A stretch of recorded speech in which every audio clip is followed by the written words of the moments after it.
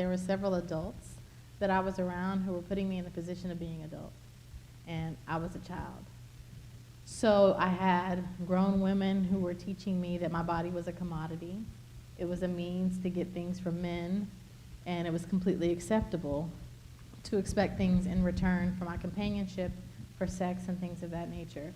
I was told that my entire existence revolved around pleasing a man in some form.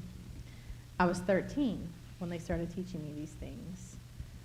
And that is really what started me on the trajectory to being more vulnerable to being exploited.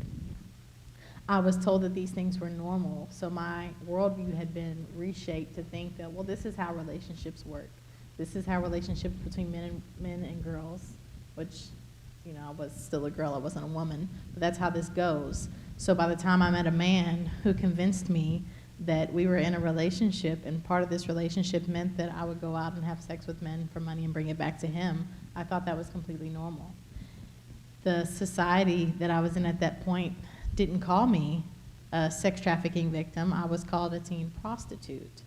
I was made to believe that these were my choices. They were made, you know, of my own volition, and there was never any conversation about the adults that had taught me these things, the worldview that had been skewed to convince me to do these things, not from the people that I was around, not from the court system.